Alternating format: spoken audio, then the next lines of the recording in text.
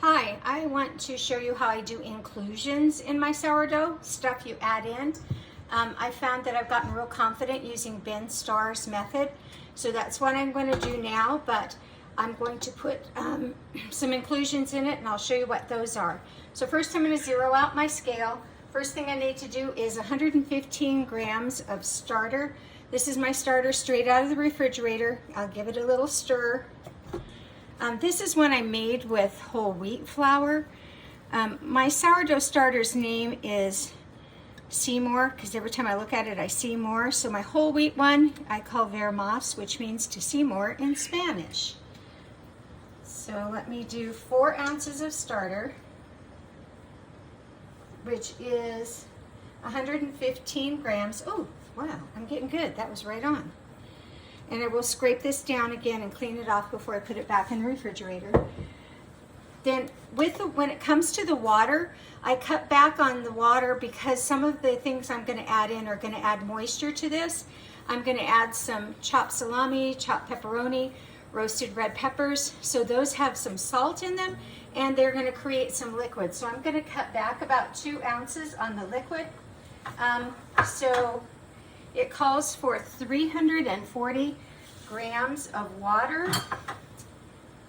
And so I'm going to make it about 300 grams of water. I'm going to cut back on 40 grams of it.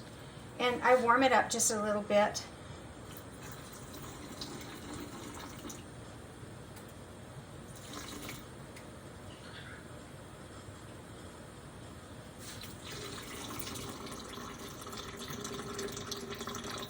We're going to do right at 300 grams of water. And I take a whisk and whisk this up to get all the starter incorporated with that water.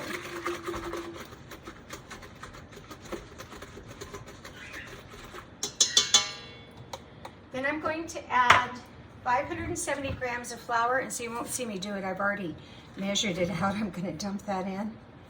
And then I'm going to it calls for 220 grams of salt. I'm just going to do 10 grams since some of those things have some saltiness to them. And then you do the same thing. You stir it together till it cleans the bowl. But I add all of my inclusions at this time. So I've got some fresh basil, fresh oregano, roasted red peppers. You can see that they're wet. I've got probably a cup of chopped pepperonis and chopped salamis. Usually my inclusions end up being something that I have left over in the fridge that I need to use up. So I'm just going to put those in.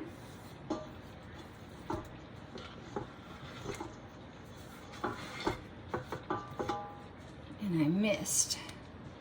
And I will need those in or mix those in when I do my first mixing. So let's do that in the mixer with the dough hook.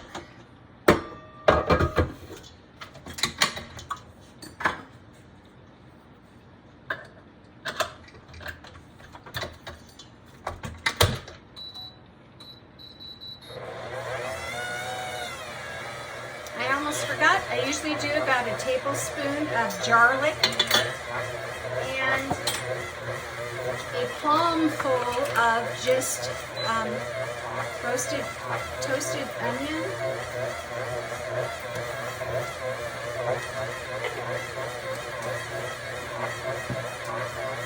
This is a lot wetter than I expected, so I'm going to sprinkle in about a 1/3 cup more flour. I should probably cut back on the water instead. That looks pretty good. That's about half of a 1/3 cup. So what's that, a 1/6 of a cup? I'm going to scrape down the sides. And I also try to scrape it down at one point from the dough hook. You can see how it's starting to clean the bowl for me. It's getting all the bits and pieces off the edges. I'll go ahead and scrape that down. This will be a sticky dough, but it should work out pretty well because it's going to proof overnight, and that helps the flour to get incorporated too. So, calling it pizza bread, I had thought, I'm going to put some cheese in here. This is Italian style blend with mozzarella, provolone, romano, parmesan, and asiago. Probably about half a package. I think this is a 2-cup package, yeah. So probably about a cup. I'm gonna sprinkle that in and I'll just let it mix in for just a few minutes.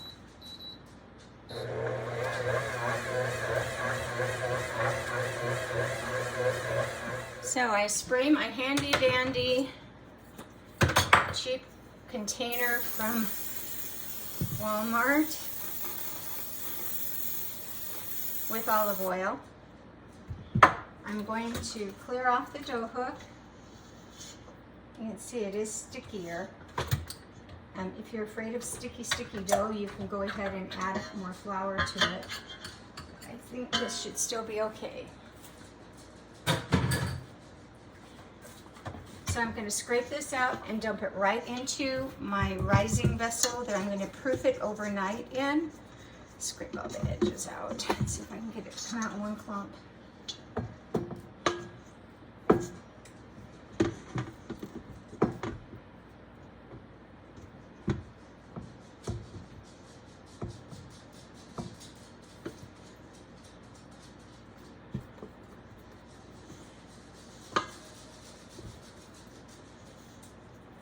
Smells really good. Hey, this is gonna be like pizza bread.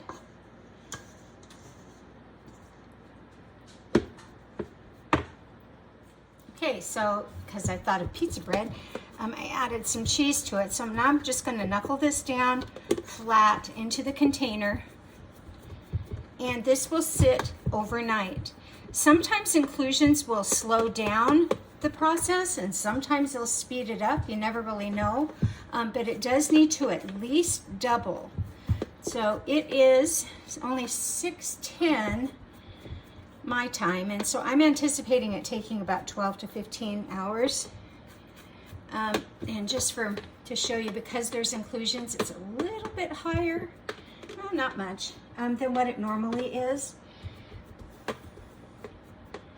So that's going to sit overnight to do its first, what they call proofing.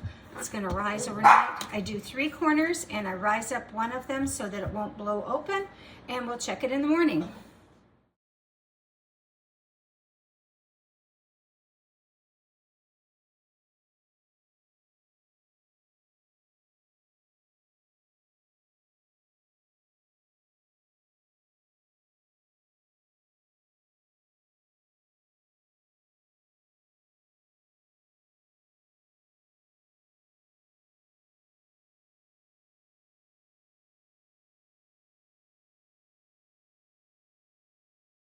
So it is now 6:45, so it's been about 12 and a half hours, and you can see that it is more than doubled.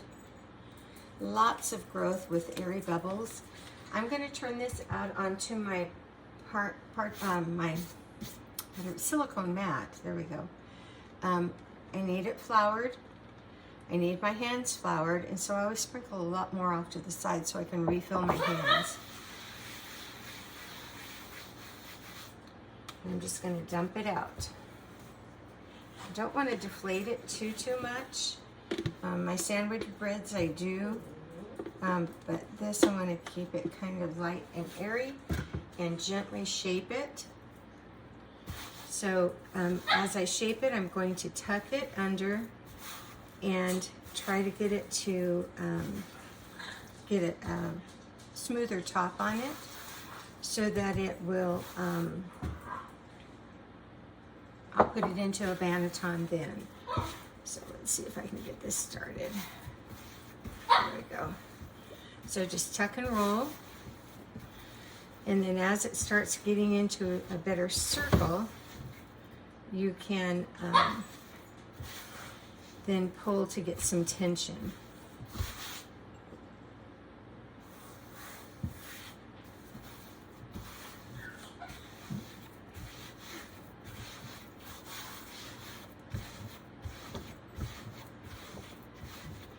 So I'm shooting for a smooth top, but when you have inclusions, as you do this and get the tension, they start popping out.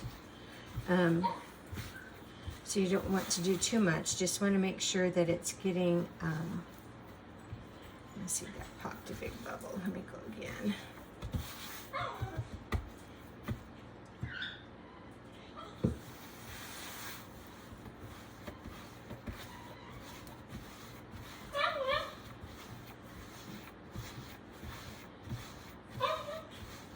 So you can see how it's smoother on the top.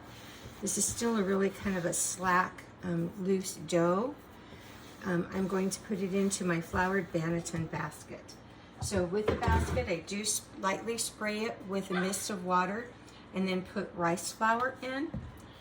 The rice flour doesn't go into the dough like bread flour does. It doesn't get soaked in. I guess I've got to see what I'm doing here.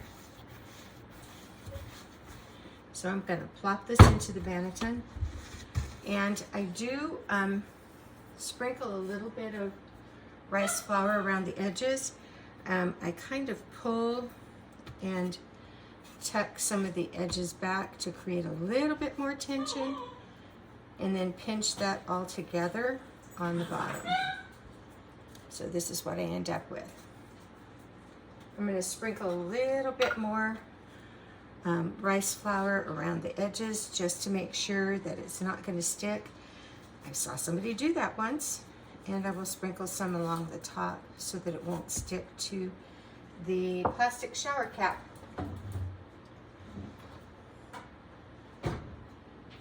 These shower caps are great. Just pull it down over, and I'm going to put this in the refrigerator. I'll let you see what it looks like on top. You can see where it's at. There's about 4 more rows up above it. This will continue to proof some in the refrigerator. This can stay in the refrigerator up to 2-3 days, but I'm going to bake this tonight, and because I have a meeting I'm going to go to tomorrow that I'm going to take it to. Okay, it's been about 7.5 hours since I put this in the refrigerator. You can see that it has continued to rise while it was in there. It is firmer. I'm still concerned because it was such a wet dough what it's going to do. But I'm going to go ahead and put this into my 4-quart Dutch oven.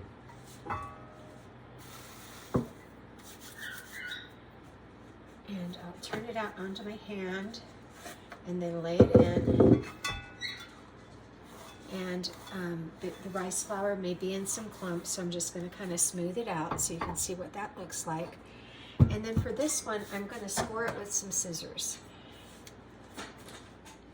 So scoring it with scissors, I'm just going to make some snips in it and join them together. And I'll do a couple small ones over here on this side and a couple small ones over here on this side. When it is cold from the refrigerator, it's easier to cut, but this method is pretty easy to do too. Now that it's scored, I'm going to put it in a cold oven. So I'm just sticking it in the oven. I do have my cookie sheet on the bottom rack. Put the lid on, and I'm going to set the oven to 425, and I'm going to bake it for 30 minutes. Usually with inclusions, especially wet inclusions, it may take a little longer. So we'll go ahead and start with 45 minutes at 425 degrees. So it's been 45 minutes. So we're going to pull it out, take off the lid, and we're going to bake for another 15 minutes. So it has been 15 more minutes. I'm going to go ahead and take this out of the oven, and I'm going to use my thermometer. It should be 200 to 205 degrees internally. So this is what it looks like, and we'll see what the temperature is. So it's been another 5 minutes. I'm going to go ahead and take this out.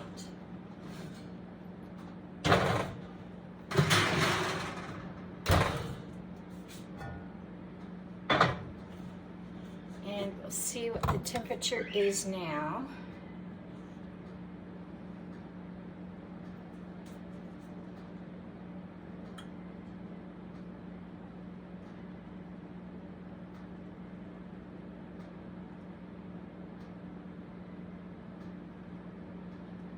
It's still rising.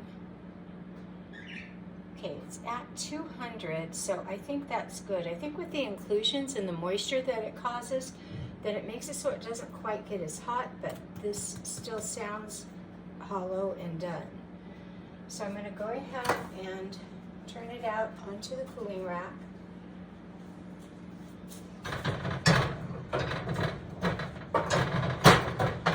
You can see how this looks. This is the top with the scissor cuts, the sides and the bottom. Not too browned on the bottom. I think if I would let it go a little longer, it might have. So I'm going to leave it sit out on the cooling rack and for about 2 hours, and so I can cut it. It smells like a pizzeria in here right now, to be honest with you. So the bread is cooled. It's dawned on me I've never done a video of cutting my loaves. So this is the one with the salami and pepperoni and mozzarella cheese and garlic, roasted red peppers, onions, basil, oregano. I use an offset knife so I can get down to the bottom without hitting my knuckles on the breadboard. And so this is what it looks like on the inside. Oh, it smells really good. It smells like pizza. So after I cut it in half, then what I do is I lay it down this way, and I will cut the end off and then make slices from there. You kind of got to cut through the crust a little bit, and then with force, and then you just let the knife do the work for you. And try not to tip it either way so that you get some good straight slices.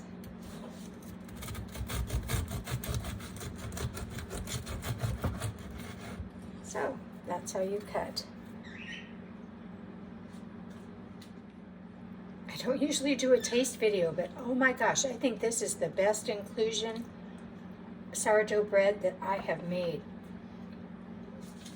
You can see all the herbs, the flecks of meat that are in it, the pepperoni, the salami, and there's some light spots like here where the cheese is. Quite yummy.